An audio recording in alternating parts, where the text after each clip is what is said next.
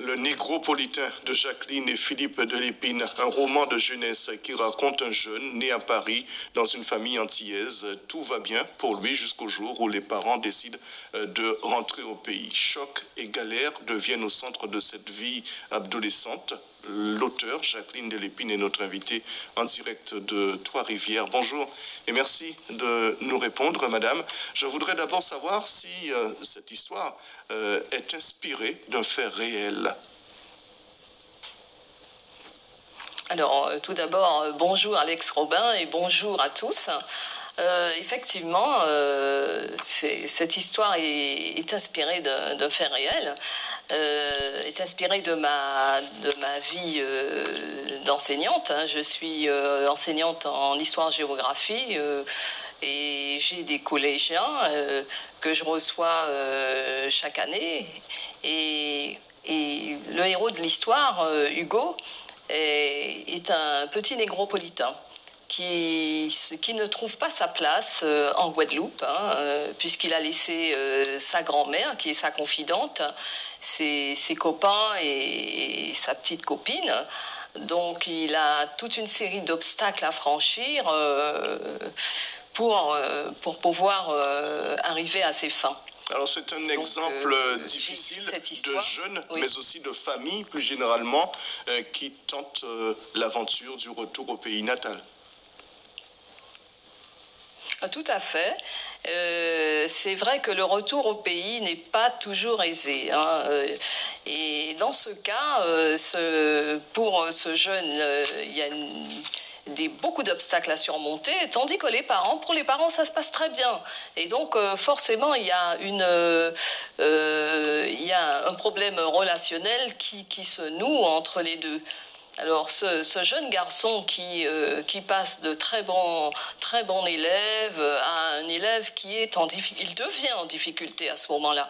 Mm-hmm. Alors, et le problème, c'est qu'il n'a pas du tout la culture antillaise. J'ai vraiment voulu faire un focus justement sur cette situation qu'on retrouve de plus en plus en Guadeloupe. Donc sa vie est galère. Effectivement, d'où l'importance de la préparation du retour au pays. Ça ne doit pas se faire comme ça à la légère.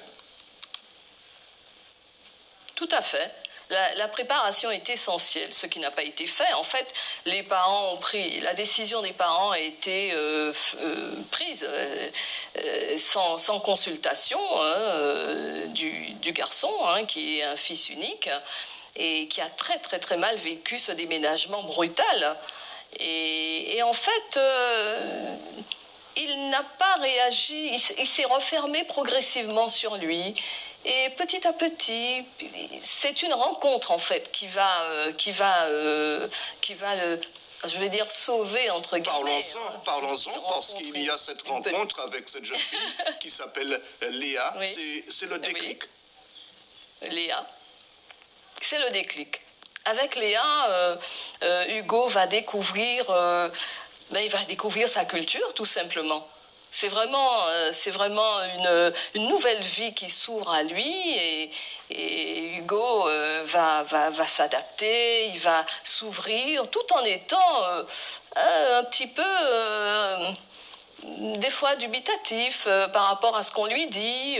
Il n'accepte pas d'emblée tout ce qu'on lui dit. Il est très critique. On ne va pas raconter tout le livre, Madame de Lépine, mais l'histoire se termine finalement plutôt bien. Oui. Mais au-delà de ce roman, c'est l'apport de la littérature au service de la jeunesse que vous voulez mettre en exergue. Tout à fait. Je pense que c'est important d'ouvrir les jeunes sur le livre. Et moi, je vois que même si on a tendance à dire que Internet prend le pas sur le livre, peut-être un peu, mais pas pour tout le monde, et il ne faut pas baisser les bras. Parce que je vois que lors de mes rencontres, lorsque je suis invitée dans des établissements scolaires, je découvre des élèves qui sont ouverts, qui questionnent. Et la rencontre d'un auteur, c'est important, surtout quand l'auteur est local. L'élève, en fait, il identifie ce qu'est un livre, ce qu'est un auteur, et ça lui permet justement de de découvrir autre chose que les écrans. Ça, c'est important. Vous devancez ma prochaine question. Je dois saluer aussi le... Vous devancez ma prochaine question, puisque je voulais vous parler justement de la production locale en termes de création littéraire. C'est destiné à favoriser la lecture, mais ça permet aussi de mieux accéder à travers des histoires qui ressemblent aux lecteurs, aux jeunes lecteurs. Et tout à fait, et c'est vrai que les enseignants jouent un rôle important.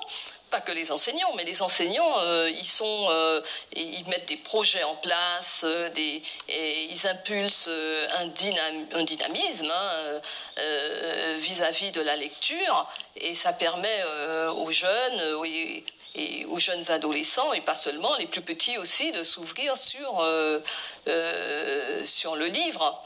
Et votre livre a obtenu un prix de littérature de jeunesse également. Et ce sera là-dessus qu'on va terminer, Madame Delépine. Mais nous pouvons finir comme ça, que proposer en proverbe créole, en bel mot créole, d'ailleurs, qui peut illustrer en extrait à livre là, au bâti pour manger un bouquet boué avec piment. Ou pas besoin de manger piment pour crier chute. Est-ce que ça va durer en butin? Est-ce que ça vous parle? C'est vrai qu'effectivement, cette phrase créole résume tout à fait une situation, notamment dans ce roman où Hugo, le petit adolescent, est confronté à une situation inédite pour lui. Il découvre ce qu'est un bokit, il découvre le piment qu'il n'avait jamais mangé auparavant. Et vous imaginez... ce qui peut se passer dans sa tête, surtout quand ça se passe dans le collège. Bonne idée de lecture pour les enfants de Guadeloupe durant les vacances. Merci beaucoup d'avoir été en direct avec nous ce midi depuis Trois-Rivières.